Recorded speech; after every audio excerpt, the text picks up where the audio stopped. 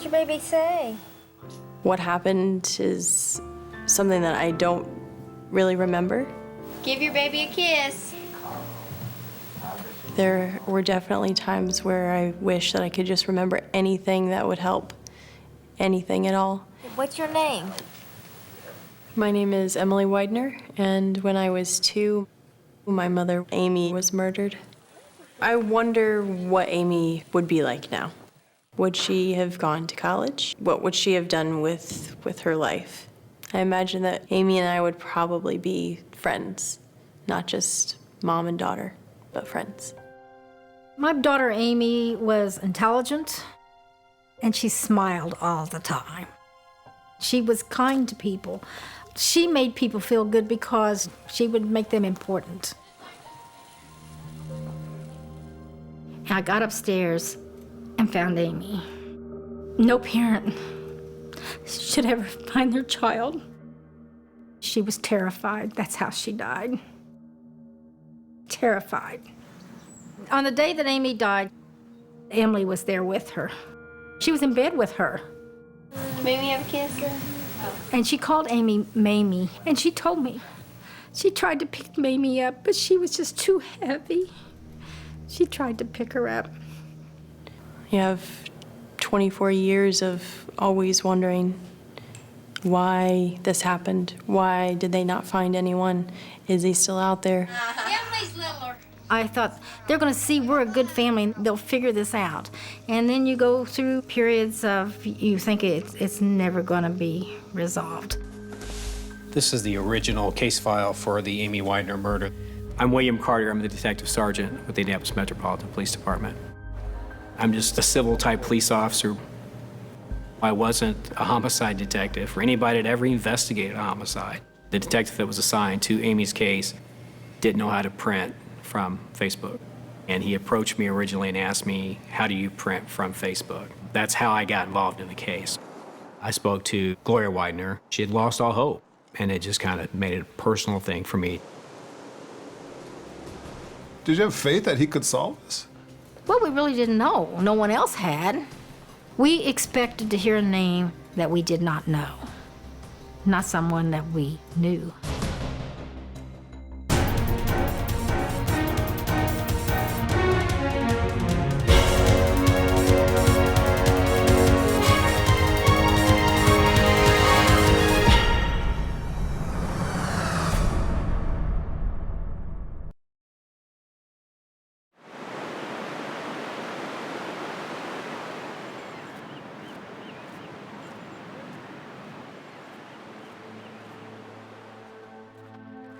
I just remember feeling mostly sad. And mostly sad for my family. Because I was so young. There is not one day of my life that I do not think about my daughter. For more than 24 years, Gloria Widner has been mourning her daughter Amy, who at age 16 was brutally murdered in their Indianapolis home. She loved school. She loved education. I always thought that someday she would probably have been a teacher. She kind of was our leader as far as doing our chores and making dinner. Cassie, the youngest of the 4 Widner children, was just 12 when Amy was killed.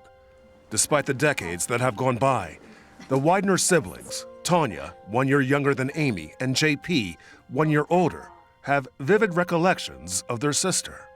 What's some of your favorite memories of her? My 9th birthday cake. She baked that? We would play make-believe. Karen and BB were our names, and she always made me be BB, just playing and being a kid. How about you, JP? Just how much she looked up to me. The thing is, I had good kids. Gloria, a divorced mother, was raising 4 children by herself, which came with challenges, especially when she learned Amy was 5.5 months pregnant. I was overwhelmed. I just couldn't even believe it. I thought that was the worst thing in the world that could happen. But you know, I found out worse things can happen. I mean, how did she hide her pregnancy from you for 5.5 months? Well, she did. They wore the sweatshirts. You had no suspicions? No, no one did. That was until Amy could keep her secret no longer. And she just started crying. And she said, Mommy, I don't want you to hate me. And I said, I would never hate any of my children. I really didn't know what to do. It helped that Amy's teachers, like Jody George, were supportive. And I just remember asking her, Amy, are you pregnant? And then she said, that's why I'm coming in every day early. I want to be sure that I'm as caught up as I can possibly be when I have to miss school. Of course, I just said, well, you let me know. I'll do whatever I can to help you.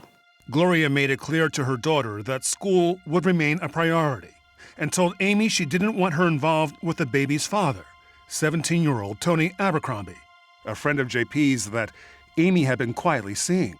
I was angry. I'm not going to tell you anything different. I felt betrayed by a young man that was, I would say, my son's best friend. In October of 1987, Amy gave birth to a beautiful daughter, Emily. I believe she missed 6 days of school. Not many grown women can do that. She was just a very strong student. I think the most important thing about her was her work ethic. She had everyone to help her, and she was more than capable. Say, this is sleepy girl, time to go to bed. We called her ours. That means my family. Motherhood seemed to agree with Amy. Jody George noticed a newfound confidence in her student. She used to talk to me about my daughter Molly, asking me questions. I'd ask her about Emily, and she would say, now you know what you should do. You need to get Molly a coat this year, or something like that. She was just giving me little bits and pieces of advice. Still, Amy enjoyed teenage life, spending time with high school friends Angie Moore and Amy Summers. Angie had a Halloween party. It was hilarious. Amy was the Jolly Green Giant and Emily was Sprout. But then later on, Gloria came by and picked up Emily. But she would, allow her to have some time because she did still want her to be a teenager. Happy birthday! In the Widner home, there were celebrations as well, especially on Emily's birthdays. Blow candles.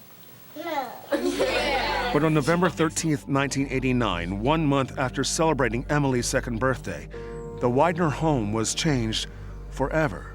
She told me her throat was hurting, and I said, well, okay.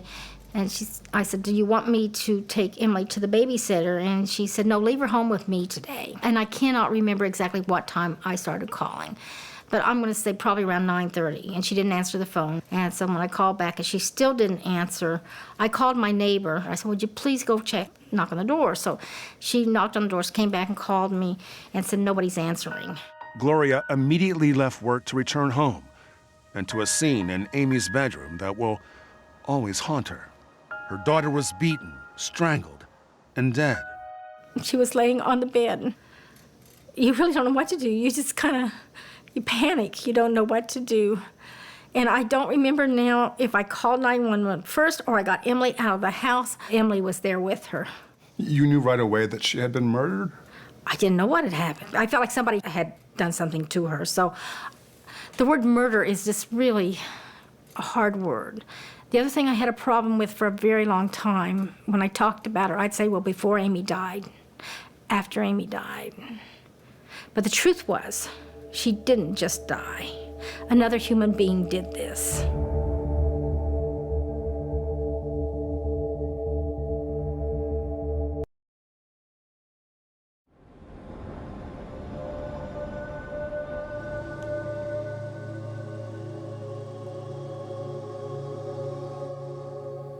I'm sure that there were moments when I was angry, but I think I felt more confused, like, why did that have to happen? On November 13th, 1989, family and friends of Amy Widner were learning the unthinkable, that the 16-year-old's life suddenly ended. Despite the years that have gone by, emotions remain raw. First thing you think of with teenagers is suicide.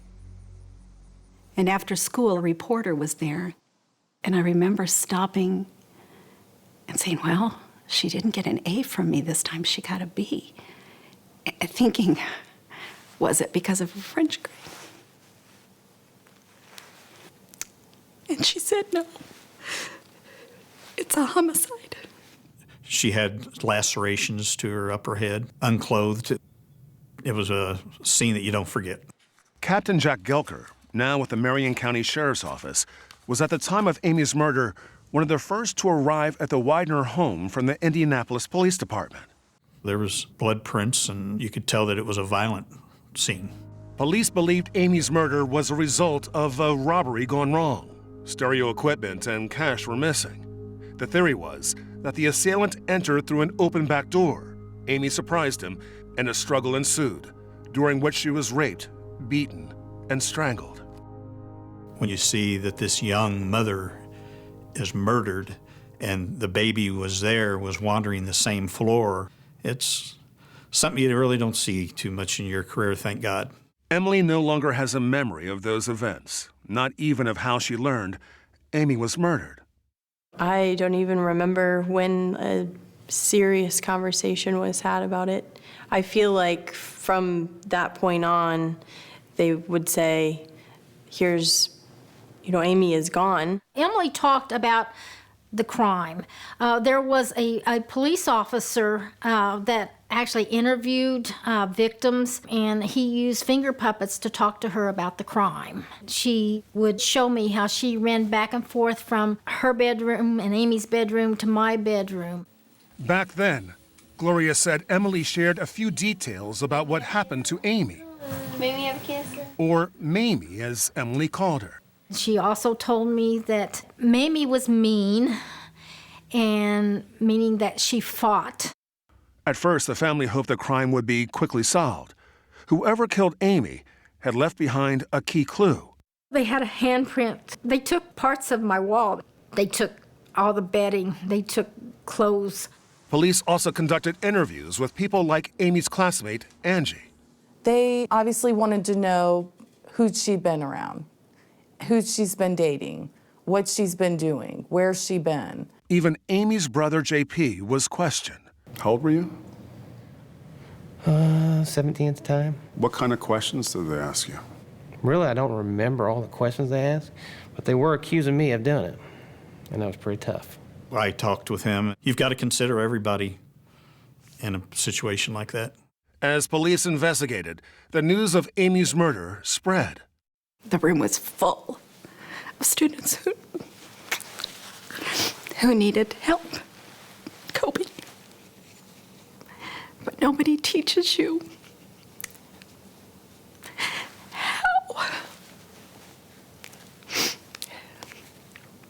how to help kids cope with tragedy. At school, Jody George wrote a letter to help Amy's classmates. We have all suffered deeply because of Amy's death. How can we accept it? Why does sorrow have to be a part of our lives? It was, unfortunately, my first funeral. I remember being so overwhelmed with sadness that I almost couldn't feel. Attending the funeral were not just those close to Amy, but also detectives. We went to the cemetery and to the funeral home the night before just to watch people. With the leads that we'd had, the names that we'd been given, you got to go there and you got to study what's there. One of the names they were given was Tony Abercrombie, the friend who got Amy pregnant, seen here in a news report a day after Amy's murder. Great girl. There wasn't really too many out there like her. I mean, she was very, very smart, pretty. I actually called him at work. Joy Haney was friends with Tony Abercrombie and Amy, living across the street from the Widners at the time of the murder. I said, hey, you need to come home. Something's wrong. I had to leave work because I was just tore up. I mean, hit me pretty hard. Abercrombie had an alibi, so eyes turned to another friend, Troy Jackson, who lived in a house behind the Widners and who police say knew about the stereo equipment stolen on the day of the murder. DNA testing was in early stages, so police photographed Jackson's hands, which did not show bruises from a struggle. Jackson also submitted hair samples, which did not match any found in Amy's room, and he passed a polygraph test. So detectives continued their investigation into other suspects. We're not close by any stretch of the imagination. Weeks went by, then months, and still no arrest. As family and friends wondered, was there a killer in their midst? We didn't know who it was. You're leery of everyone. It's just constantly in the back of your head, wondering who.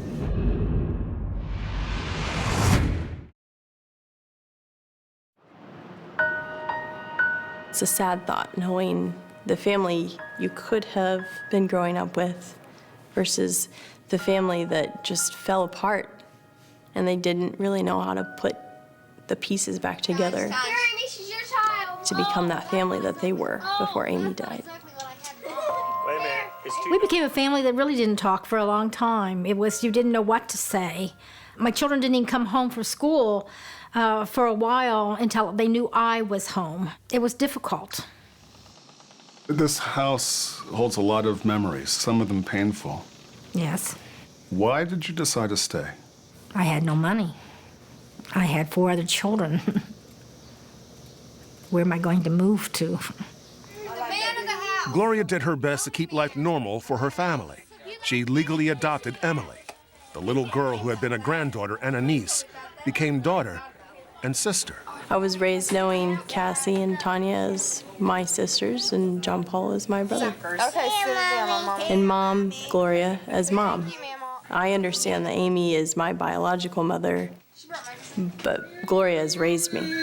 You got that, I hope. So she's absolutely my mom.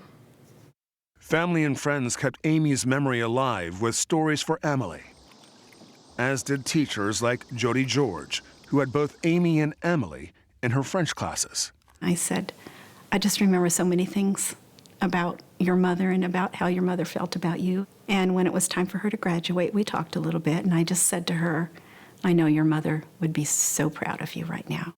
While Emily only recalls life following Amy's death, she says when watching home movies, she can see a before and after. Birthdays 1 and 2, family is great, they're all happy. Emily's littler. And after that, it sort of changes. Close up. You can feel the difference in their personalities. It was tough going for everyone. Police believed Amy had been murdered by an acquaintance. And with no arrest, fear and suspicion spread. When I come home and I know one of my children were supposed to be home and they're not answering me, and I have to walk up those same stairs to find out if they're in their room, it's terror because you don't know what you're going to see. I was absolutely terrified. I asked my dad to put nails in my windows. And then when you go a few weeks, months, years, and you're thinking, I could be standing at the grocery store next to this person and I'd have no idea. It was unbelievable because you think there's a print on the wall and we can't figure out who it is. But police could not find a match for that promising lead, the handprint, and the investigation grew cold. Years would go by without contact from the police. Sometimes you get to the point, or I got to the point, that maybe I didn't want him to solve it. I wanted him just to go away and leave us alone. But you certainly wanted justice for your daughter. Yes. And it's not that I didn't want it solved. Truth is, I wanted it all to go away. Because every time they come back with something else, it brings you start all over again. Like in 2002, when police thought they had a promising lead. This call came in about a person wanting to talk about an old murder. 12 years after Amy's murder, Roger Spurgeon was heading the Indianapolis Metropolitan Police Department's new cold case unit. He was telling me that he had had some dreams about this murder that happened ultimately back in 1989, and that he, from this dream, believed he knew who the suspect was. Lieutenant Spurgeon was not familiar with Amy Widner's murder. It was in a pile of 800 cold cases, but the callers seemed to know all about it. A lot of information did match up, but there was really not a lot of what he had spoken of that could not have been gleaned from news reports at the time. It was determined the caller was not a legitimate source, but it raised Spurgeon's interest. Did this look like a case that could be solved? Well, I believe that all cases potentially could be solved. What were the challenges with this particular case, though? It was really difficult to kind of figure out who the suspects might most likely be. You know, is this somebody that simply was committing a burglary and it was a burglary that went bad? Is this somebody that had some sort of a relationship with Amy? Still, Spurgeon had persons of interest. He spoke again to several people previously investigated. And then a few years pass after I've done everything I can do. I move on to another job. The case remained with the cold case unit with no new leads. Then in 2011, in response to a newspaper article about unsolved cases, friends created a Remembering Amy Widner Facebook page. The cold case detectives were not familiar with Facebook, but knew someone who was. All cars information on a carjacking. Detective Sergeant William Carter, a nuisance abatement officer. This is like a typical Saturday night detail. We'll hit 3 or 4 of them. Okay. We'll serve. We'll be looking at the nightclubs. We'll be looking for liquor law violations. The fire marshal's going to be looking for overcapacity. Concerned with quality of life issues like underage drinking and overcrowding, Carter uses Facebook to try to find events being promoted, not solve murders. I really knew nothing about the case. My job was to print this Facebook memorial page out. I looked at it, and then eventually I read the case file, the case notes. It's something that I dove into, and I just couldn't put it down.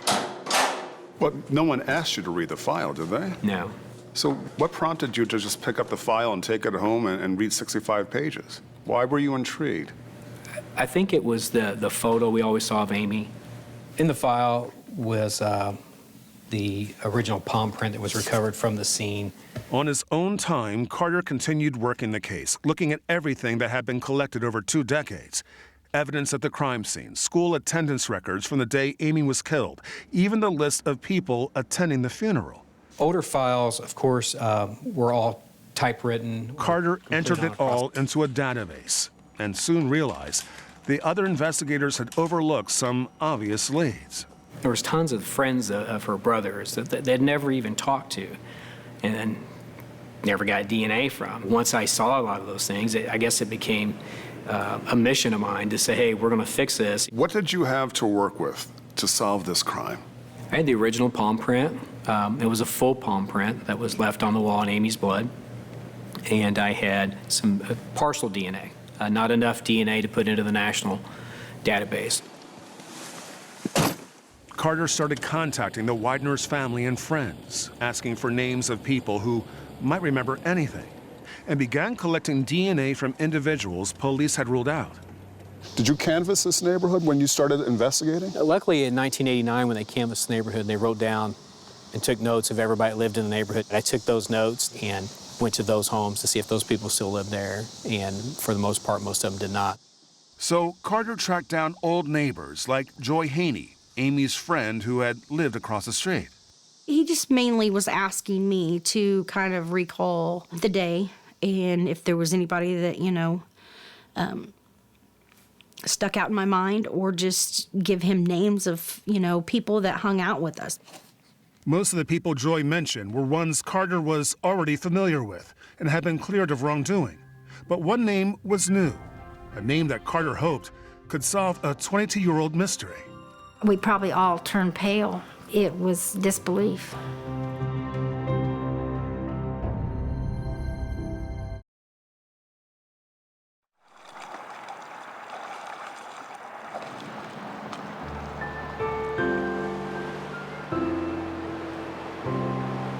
It would come in waves. There would be times where I was very hopeful, and I thought, yes, certainly this could be solved. For more than 2 decades, Emily Widner had been waiting for justice. And then there were times where so many years had gone by that I didn't know. I didn't know anymore. But in 2012, with the cold case unit's approval, Detective Sergeant Bill Carter was on the case and asking lots of questions. I reached out to one of the former neighbors, and she gave me the name of Rodney Dink, not as a suspect, just talk to Rodney and see if he actually knew anything. But Rodney Dink was a new name that I hadn't heard. But the Widners were very familiar with him. I hadn't seen him in a long time, but I would have considered him to be a good friend. What kinds of things did you do with Rodney? Just normal things that kids do, running around, being teenagers, riding bikes, fishing. When Detective Carter asked me about Rodney, I said no. I said Rodney was quiet, kept to himself. There wasn't a suspicion of Rodney. Still, Carter went to Dank's Indianapolis home. Long divorced from a woman with whom he had a son, Dank lived with his mother, but was at work at an auto shop when Carter came by. So he left his card with Dank's mother. He did call the office, left me a message. I immediately called him back and asked him if he would meet me. I needed to talk to him about this case. And I told him Amy Widner, and that was it. Dank agreed to meet at his house, but when Carter arrived, he was nowhere to be found. Now, Carter was suspicious and ran Dank's name to see if he had prior arrests. He found a 1991 battery and a 1997 larceny.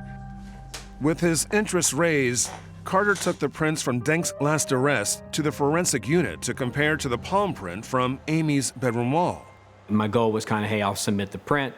If it doesn't match, we'll just move on. I just wanted to clear him as a suspect.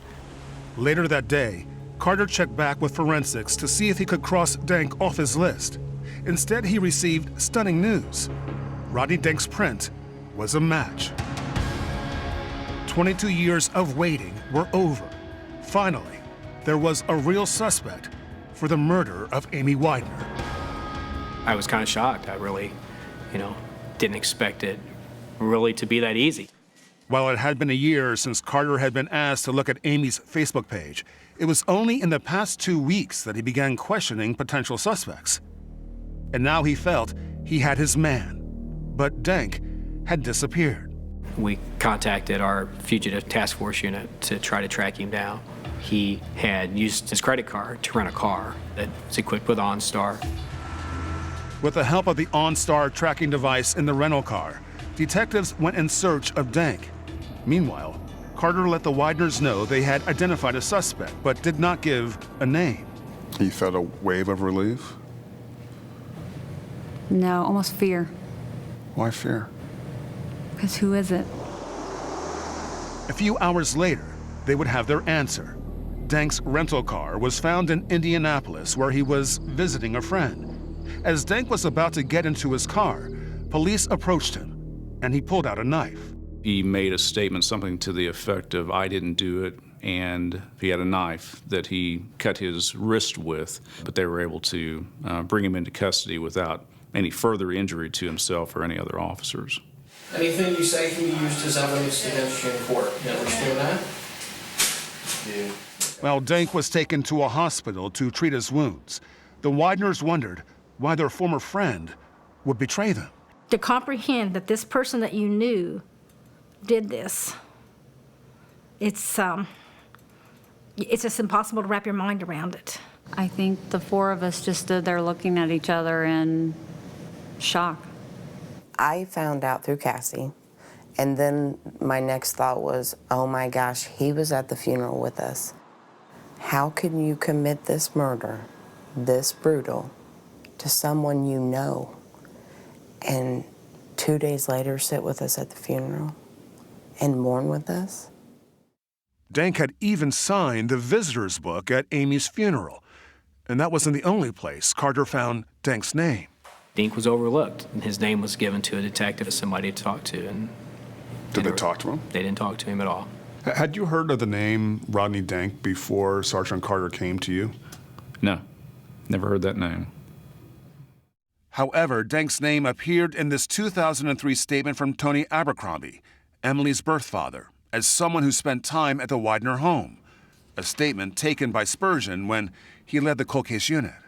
If the name Rodney Dank ever came up in the course of my investigation or re-looking through the files, that was one of literally dozens upon dozens of names that I may simply have not had the opportunity to look at during my years of the investigation. I simply don't recall seeing that name. What I don't understand is, how did you recognize the mistakes that were made in this investigation that seasoned detectives overlooked? I respected those people because I assumed, hey, I've never done this job. I'm just a more of a civil type police officer, but I don't know why no one ever looked at Rodney Dink. I really don't. For some reason, Detective Carter found it in his heart and who he is to have this determination to find who Amy's killer was. When you walked into homicide, were you met with wild applause? I don't know. I really don't know. I always felt like I was stepping out of where I belonged. Still, Carter found himself an unlikely hero at the center of a press conference. It's been a long time coming for the family, I will say that. And I'm just happy that we do have someone in custody and we can offer some closure to the family. It was emotional for me to think that, all these years, after all these years, it was somebody that was there. It wasn't the boogeyman, it was somebody that was a friend of their families. Do you feel like you can tell us and finally put this to bed, what you carried for 22 years? With Dank now under arrest and in the hospital, investigators got some long overdue answers about his motive. It was, as suspected, a robbery gone terribly wrong. I didn't know she was in there. I was in John Hall for room, take the radio, and she came around the corner, and I hit her in the head. Over the course of 48 hours, police questioned Dank on videotape, who admitted to raping and hitting Amy with an object, but kept changing his story about whether he acted alone. I had one dude that was like staking out the house, but his name was like Bucky or Buck or some crap. Maybe it wasn't Buck, maybe it was the other guy, I don't remember. I don't remember a whole lot about that day. Can I just say it was me, I did everything, and... One thing Dank seemed certain about was that he never saw Emily. Where was Emily? I don't know. Did you ever see the baby at all? Did you ever hear the baby crying? I don't remember seeing or hearing the baby much. In the time that you spoke to him, what were your impressions of Rodney Dank? Was never upset, never screamed, never hollered. Was pleasant with us. Not what I would think that would be a killer. Rodney, did you have anything to do with Amy's death? Dank provided a DNA sample which, as expected, matched semen taken in 1989 from Amy's sheet and blanket. Do you have anything you wish to say? However, there was something unexpected that police discovered during their investigation about Rodney Dank's son, Dylan.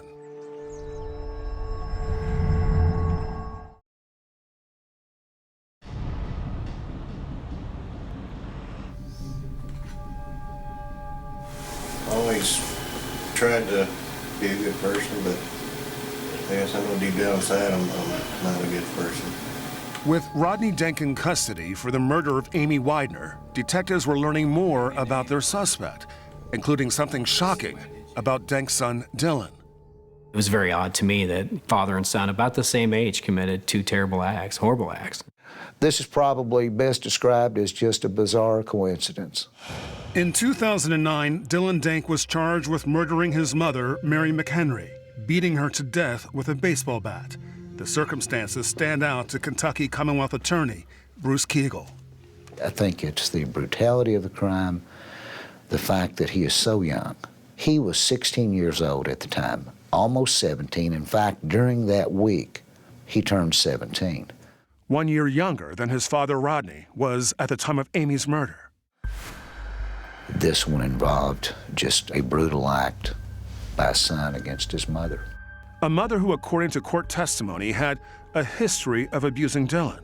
Rodney Dank had little contact with his son or ex-wife for years, but he did attend some of Dylan's hearings, prompting a social worker to recommend Dylan be released to his father, who no one knew was living with his own secret.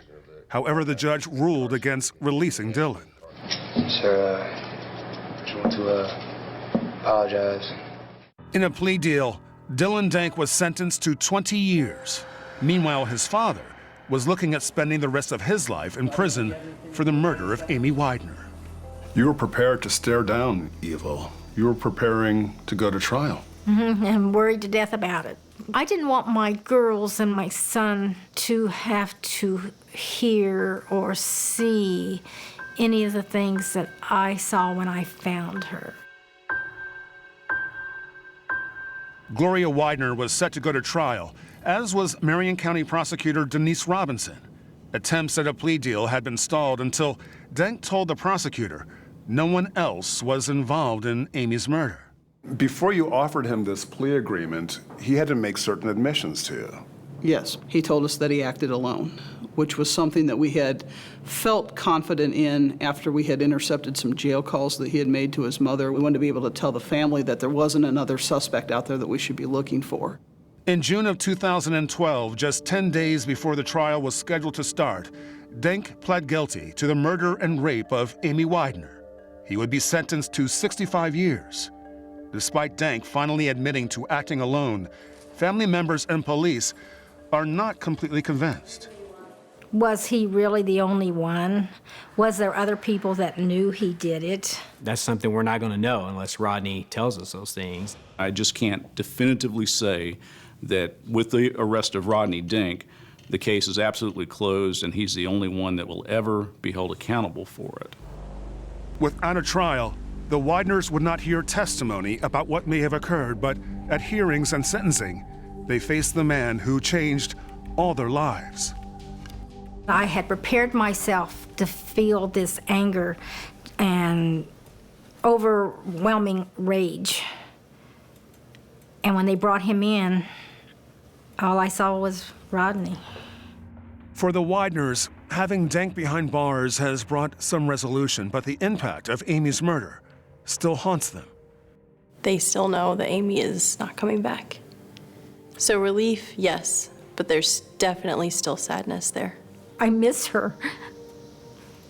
And the thing is, the older I get, the more I miss her, because they're all grown, and they have their families, and they have their lives, and she's not here. What triggers the pain? Just Emily's birthdays, Emily's accomplishments, her graduations. I always feel like it should be Amy here enjoying these. Gloria tries as best she can to focus on the present. Amy's old bedroom, the site of the murder and a place she once feared, is now used for happier times. It's for my grandchildren now. When they come to stay, they have a room. The only thing that's in here that was here when Amy was here is the hat that's on the door. It's not Amy's room anymore. Amy's in me. She'll always be with me. You're still in our hearts. Those touched by Amy have found through the years different ways to cope with their sorrow. Does it feel like it's over to you? No, not really. Me either. For Angie Moore and Amy Summers, visits to their friend's grave help, as does reading that letter from long ago that teacher Jody George gave students, which Amy still keeps nearby. My advice to you, be kind to others, always, even if it hurts. I wish you peace and comfort now and always. You go through life and you wonder, I'm really introverted. I wonder why. Or I get really angry at certain things. Maybe it's because of what happened. But I don't know. Emily felt a change of scenery might provide some answers.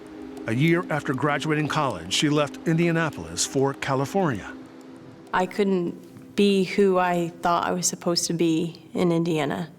And I don't know that I'm necessarily the person I'm supposed to be yet, but I'm getting closer in California. Emily visits when she can. 48 hours brought her to Indianapolis to be part of a celebration decades in the making.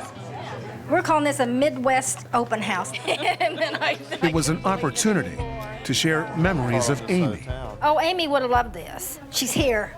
Believe me, she's here. as well as to honor the man who did what others could not. On behalf of everyone here, I say thank you from the bottom of our hearts. It's nice for me to hear so many people who adore this girl. And she was a girl. She was 16. she had like impact. Like she was there and she had a purpose. We're going to release 24 balloons. I like that because it makes me think that was my mom. One for every year that we've been without Amy. That was, yeah, I'd like to be like that. Give it love. Give it love. Okay.